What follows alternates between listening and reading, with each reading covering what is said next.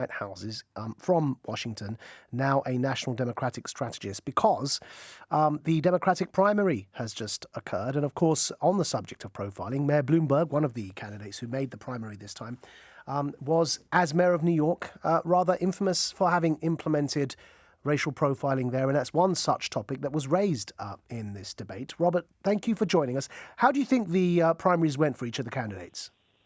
Hi, Maajid. Thank you for having me and here in the United States. And by the way, I am amazed that the candidates on the debate didn't bring up Trump and attack him any more than they did. We thought it was somewhat of a lost opportunity, but we're underway. And anybody who thinks, Maajid, with Bernie, who's surging in the primaries right now, and Warren, who took enormous hits against Trump in the debate and hit him on the very issues you're talking about, as did Biden, thinks that we're not going to win when all of the Democratic candidates are ahead of Trump in the polling now, is just wrong. So it's a horse fight. Everybody's really going after it, much like they do in Britain in your elections. Everybody's going after each other. But the issue is not Trump and health care.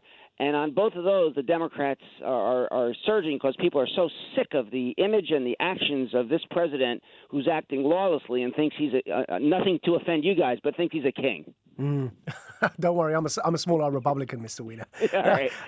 On the subject of the primaries, now, Elizabeth Warren emerged by many accounts as the star of the debate, and yet is not likely to beat Sanders. Do you think her votes would end up transferred to Sanders' campaign? That's her intention, is to pull from the moderates, which is very brilliant on her part. And don't be surprised if she did what Klobuchar did after the first debate, which is pull a bunch of points. She may wind up with 10 points more than the pre-polling showed when we get to South Carolina, but and especially to Super Tuesday. She has really come on swinging against Bloomberg, who turned about to be the little engine that could, kind of like the Wizard of Oz, who had nothing behind the curtain. So we're not thinking that this game is over at all yet. But you didn't mention that Bernie did very well in the debates. He was forceful. Bernie has, it's his to my knowledge, it's his primaries campaign to lose now, isn't it? He's clearly the front runner. Now, what we all know is knowledge doesn't mean a thing.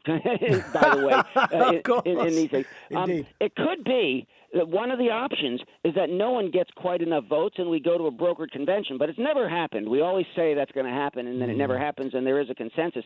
Because the rules do show that if you don't get 15%, that you don't get any votes in these in the caucus states and in the districts of the primary states. So Bernie is way over, and maybe Biden gets 15, maybe Warren gets a little 15, maybe. But everybody else, if they don't, they're not even going to be factors in this thing.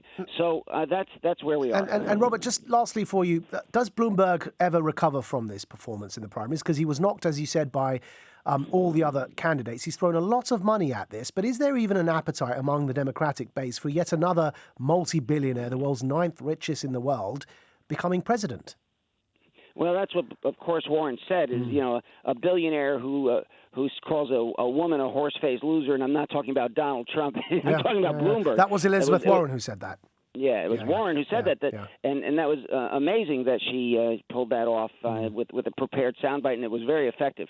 But here's the thing. Obama blew the first debate, you remember. He was weak, he was soft.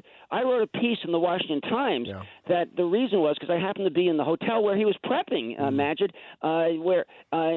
at the same time. And he had John Kerry there, some guy who talks long and dreary, good Secretary of State, but not a debater. He's just, his sentences were contorted. And that was his debate prepper, so I made a point. And I said, it was the lead editorial in the Washington Times, an op-ed, and it said, that Obama just totally blew it, having Kerry as the model and he's got to come out in second and third and fourth debates with sound bites and sharp and talk about the issues that matter and be forceful. Yeah. And he won the second and the third and the fourth debates. He turned it around. So Bloomberg is not dead yet. He can recover. There's but the solution. I think the but is he has to listen to Robert Weiner. No. On the substance, Maajid, I think he's not got what Democrats want. I think the billionaire. I think the weaknesses, and it looks to me like Bernie's got it going in. But then again, I thought Biden had it going in, and Biden had less than he ever. I tell was you, Mr. Weiner, personally, if I were, my wife and son are American. I'm not. I don't have a passport. But if I were to be able to vote, I would find it very difficult to vote for Bloomberg because of the profiling issue. Right. You know. Correct. The racial profiling. The business, and eventually the courts ruled against him on that, didn't they? Yes, and he, as people said, he ignored it. As Biden made the point, he ignored the ruling, and they had to come in and monitor him, and he didn't want the monitors. He fought everything. And did he not back Bush in '90 in the? That's correct. He was a Republican. He was a Republican. So what is he doing? Right? It's like Trump was backing the Clintons and ran as a Republican. Correct. Bloomberg was backing the Republicans, runs as a Democrat. What is it with these billionaires switching parties? And Bloomberg did not do his homework and didn't have the answers to those questions, but he might. But he's got to almost have a change in body, invasion of the body snatchers.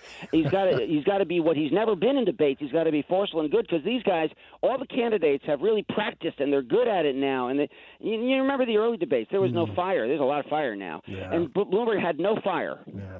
All right, Mr. Weiner, thank you so much. A pleasure speaking to you. Robert Weiner, former spokesman